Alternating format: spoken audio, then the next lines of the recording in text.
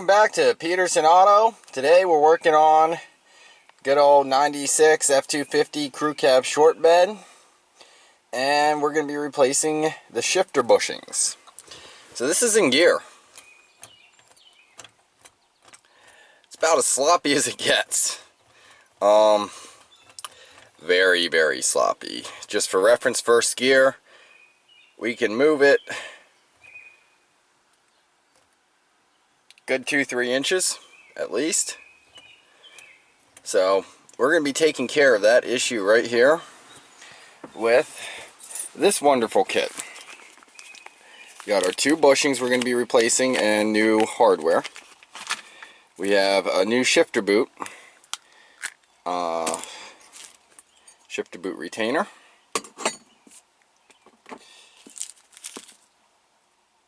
That thing, what is that thing? I think it's actually goes inside the shifter boot there to keep it in. And we have the gaskets and O-rings and whatnot here. This kit I bought off of eBay. Looks like there is a couple different gaskets in there. It was for the S42 and S47 transmission. There's two different ZF5 speeds that are available in these trucks. This process will be the same for many other trucks that are similar. So, for example, if you have a small block engine with the 5-speed, the ZF5, because they have 5ODs, another 5-speed option for these years. Or if you have the big block or whatever you got, you know, we're going to have a couple different options there. They're all going to use the same kit. The procedure is going to be exactly the same. Okay, so we have all of our parts here. First step is to remove the shifter boot. You look under there, each corner you're going to see a little hole where a screw goes. Like many people who own these vehicles, mine's been heavily modded to the point where the boot will just pull up. But you would have to remove those screws. You can see the remains of those screws in there. Zoom in just a little bit for you. There you go. You would have to pull those screws to remove the boot normally. Like I said, mine kind of broke and you're not going to have to remove those. At least on mine. I am going to get a Phillips screwdriver. I'm going to pull those out. Looks like this lower boot is fairly trashed in here. But that's not going to do much other than make it noisier. So I'm going to go get a Phillips screwdriver and pull these 4 screws out here. And then we're going to get on the next steps. Okay, YouTube, we're back. I have my screwdriver. And they just screw out. This was a Texas truck. Nice thing about that is there's not really any rust on it. I did undercoat the underside a good bit. I'm going to do even more undercoating on it eventually. But we are going to try to prevent rust. If you are in the rust belt, you have a whole different story going on there. If you're going to be in an area with a lot of rust, the way I'd recommend going here is try to get these out as safely as possible. The new shifter boot is quite expensive to replace. The lower shift boot's pretty expensive still too. There should be 2 more screws up in the top. As you can see, mine don't have those. So we're going to take this lower boot and just move this up out of the way too. You can pull the shifter. There's 2 bolts right here. They're 10 millimeters. Pull your boots up like that, pull the shifter, and give a lot more access. Personally, I don't care. So we're not doing that. You can see there is some moisture up here. This boot is pretty bad, so we will probably go ahead and replace that. So I may have to grab a 10 mil to pull the shifter off to replace that. But so you look for my first frame there. It is probably, I don't know, 105 degrees out with 900% humidity. Yeah, I had a little fog on the lens I had to clear off. So,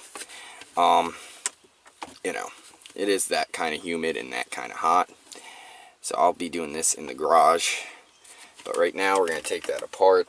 If you do want to compare parts, that is that plate. You can obviously see where the boot is and how there's a difference in the boot. I think this is a redesigned version of it. But the main thing today is getting this to be able to shift. Which it can shift, it's just very, very sloppy. So right here there's 4 more screws you're going to see.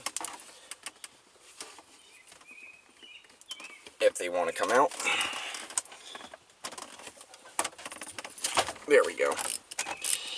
These are all 5mm Allens.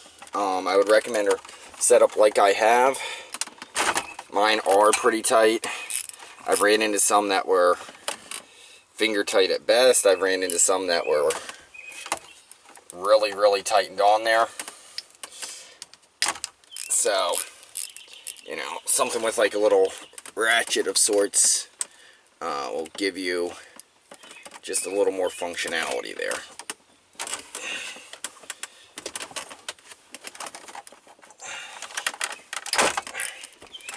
Okay, now that I've punched the dash a few times and got those loose, go ahead and pull this out a little bit and just take all the screws out.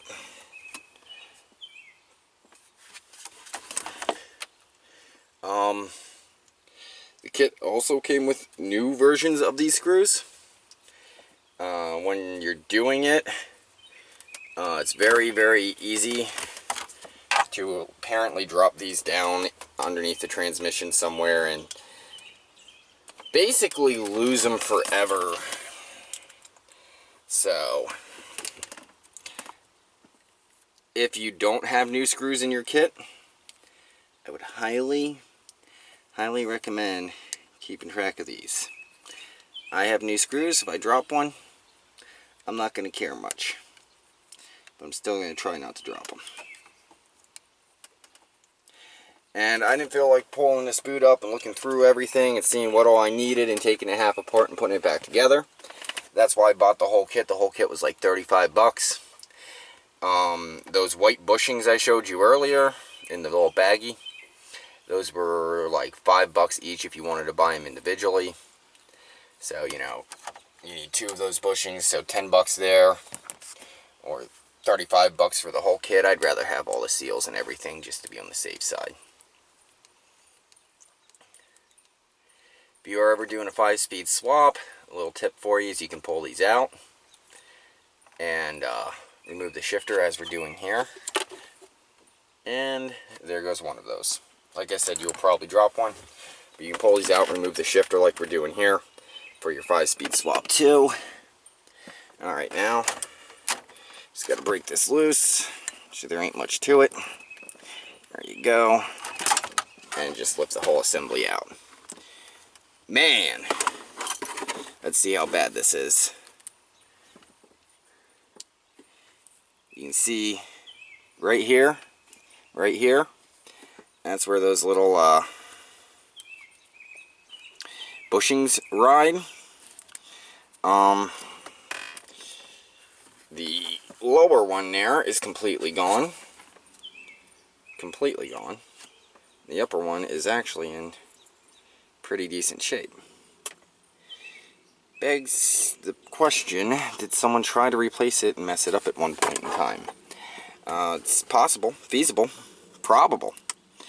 So, you know, I do not have much history on this truck, so that is very, very possible someone tried to replace it and completely messed it up.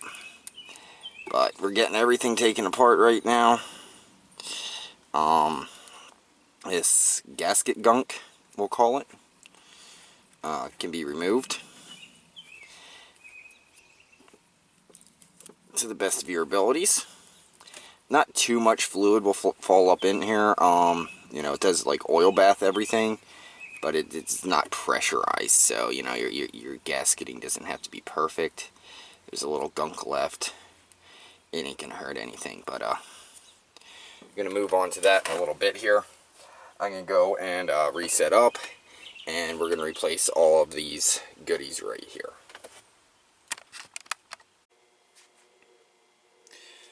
Alright, YouTube, I have broken these two bolts here loose that hold the shifter lever to the actual like shifter, and we're going to take those out, and we'll probably put it back together the other way, just to show you kind of how things wind up working there.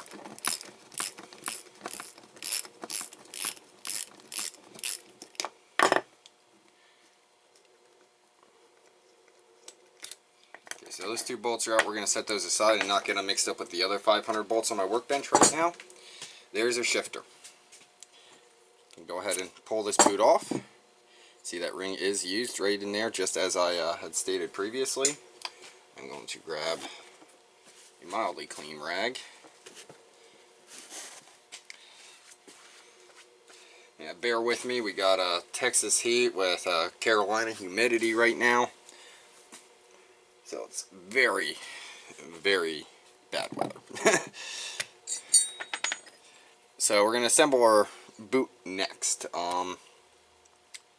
Use this old one here, kind of as a reference. So this old one just is a straight boot. There you go, just a straight boot. So we got to decide what's going to happen when you look into it. Your shifter is going to point backwards a little bit. So this plate would orient that way. The curved part would be on the top and the bottom, if you recall. So we're going to take this boot, stuff it down in. I actually wasn't planning on doing this, but as you can see, looks like the factory original boot there, or whatever boot it is, that boot's leaking, so looks like we're going to be doing this. So you stuff that in, take this ring goes into that groove on the bottom side there, if you can even see that, right about there. So the metal ring just holds it from ripping out.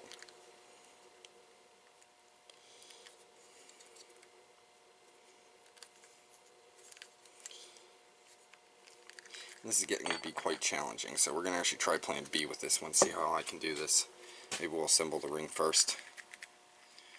Because with it in the retainer there's not enough give to get it to actually move as you want. This ring is like steel. I don't know if it is steel, but it feels like it's steel. So it's pretty hefty. So looks like this plan is working so far.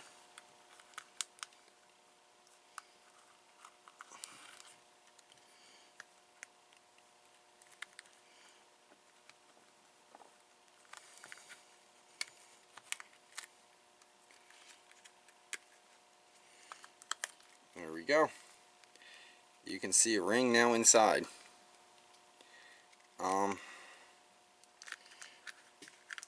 Now what we got to do is kind of stretch this out a bit,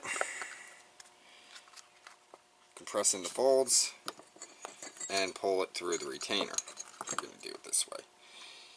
So let's see how well this works. Oh yeah, it's actually working much better.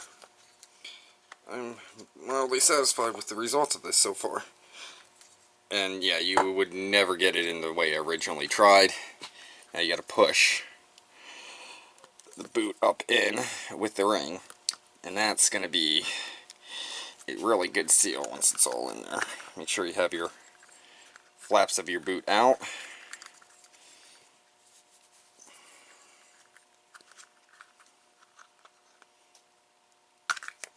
And I just ripped the boot.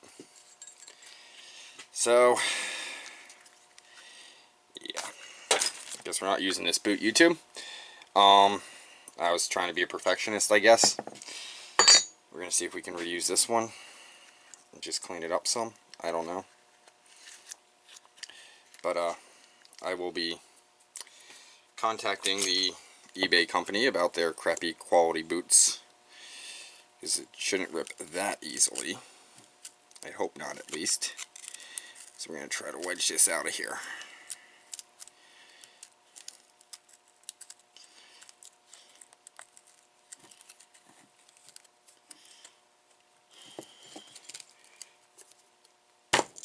There we go. Pull this out, see what it looks like. I did get it out, so that's good. So yeah, if you do the eBay kit, apparently don't pull on the boot very hard at all. It's just gonna rip on you. You don't strive for perfection, accept functionality. You will probably be better off. But I wanted perfection, and I ripped it. So now I've cleaned this up a bit. Really wanted to, I could probably rig up something like that, but I'm not feeling that right now. So again, just pull your boot through.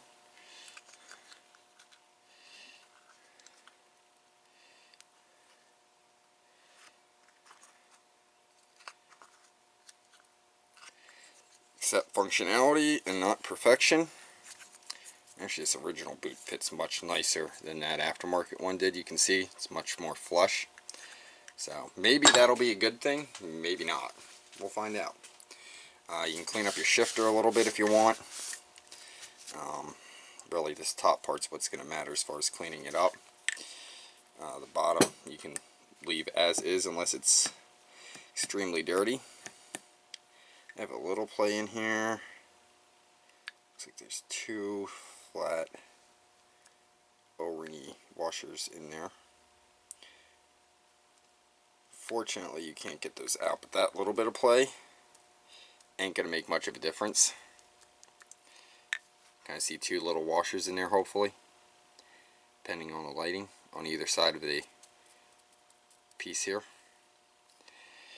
So, I'm going to wipe the rest of this off just because.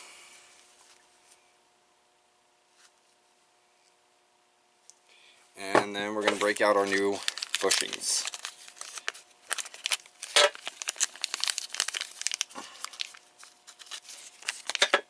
Here's your new bushings. Little groove in them here. That little groove will orient up and inwards. So, you can see there's your groove. It's going to go on like that. Your other one's going to go on like that.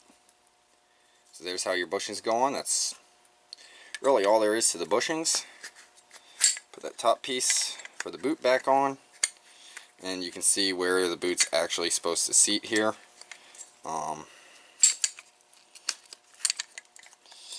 It's going to go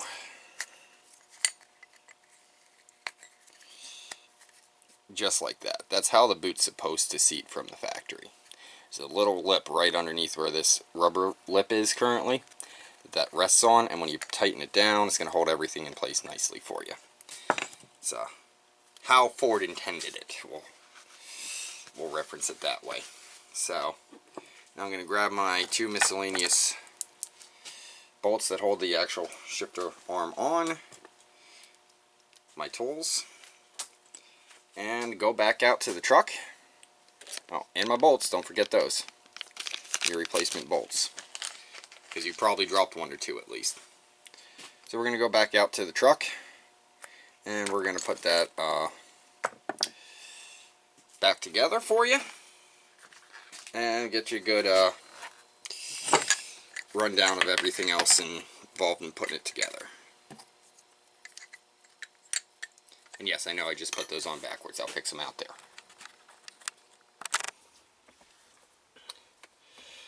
Okay, YouTube.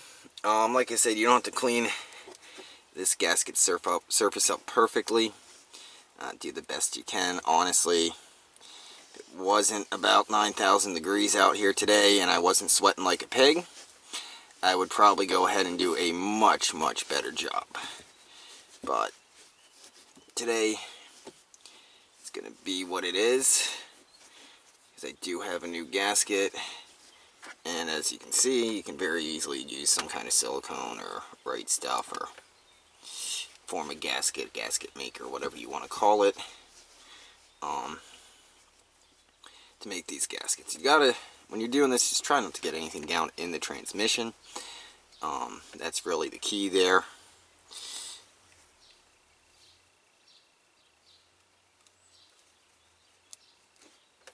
And we're going to call that good enough.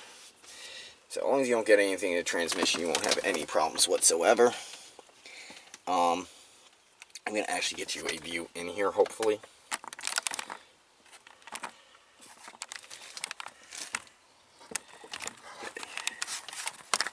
It's horrible camera work there, YouTube. But right down here is a little ball socket you can see. That's what the ball on the end of the shifter sits into. And then in this back one that's just out of frame, that front one there, is where those bushings we're replacing seat into.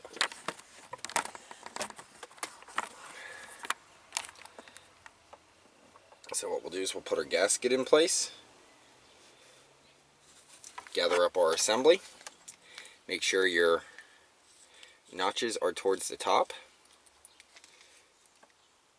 In your bushings, you see little grooves are at the top of the shifter, left hand side of the frame in the image.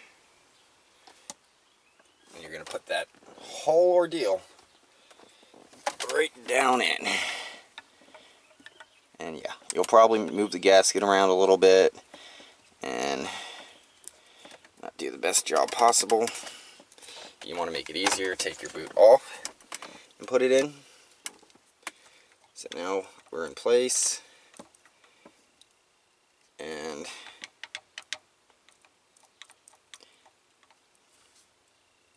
I am backwards. So YouTube, like I said, is getting a little too hot for this, The shifter obviously points towards you, not away from you. So that, and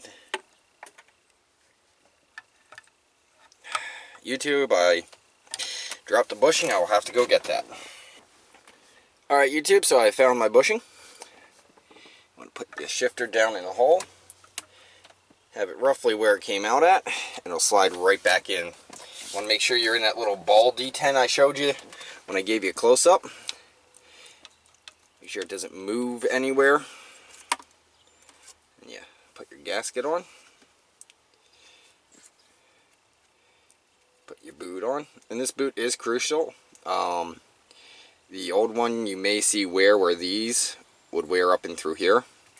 So people replace the bushings and not the boot retainers, so you may notice wear in that area.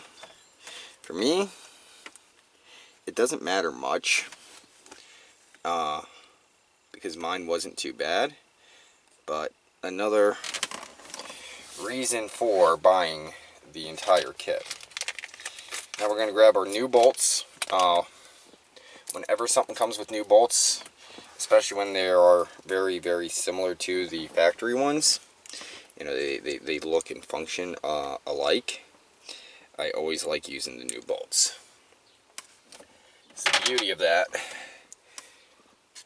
is they don't have all that wear from previous use and miles on them, and they're much less likely to break. So we're going to put our new bolts in, get them all started by hand. It's going to be kind of tedious lining everything up, but we're going to show it to you in real time. Show that it ain't any big deal.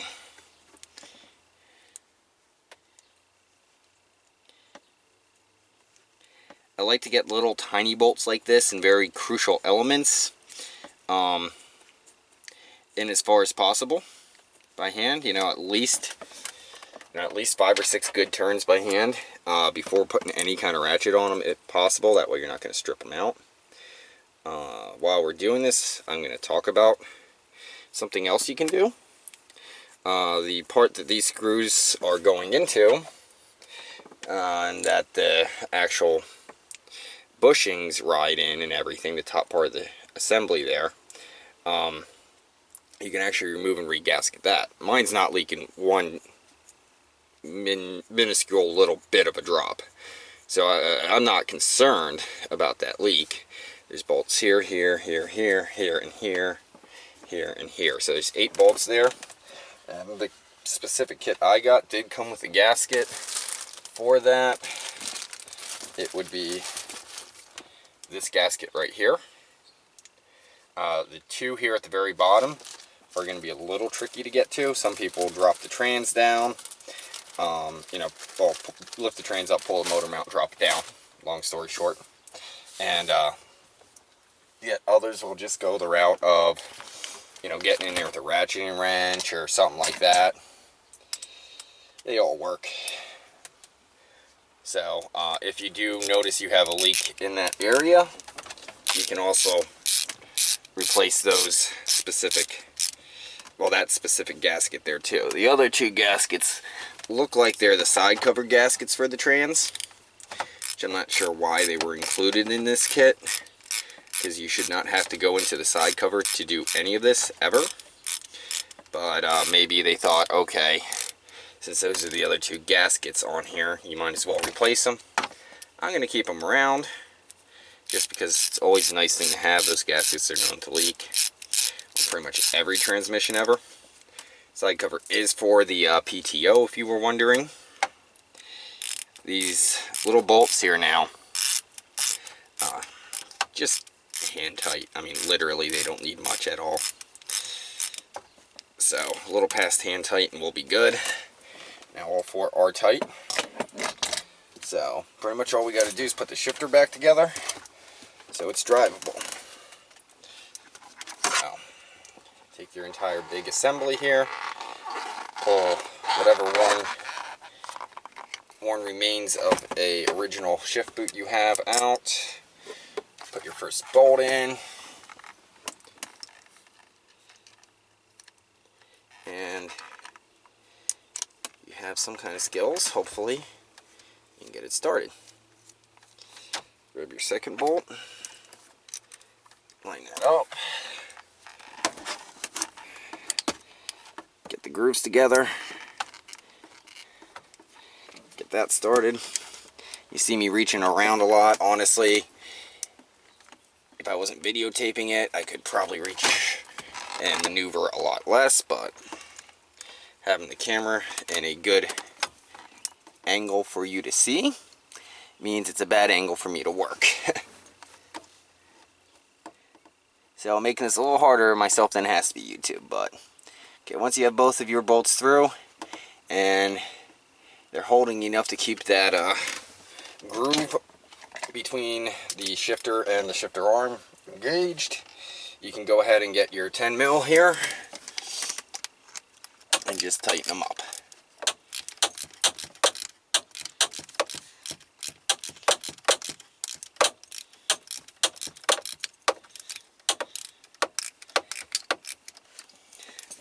And if you noticed, during this whole process, I did not move it out of first gear.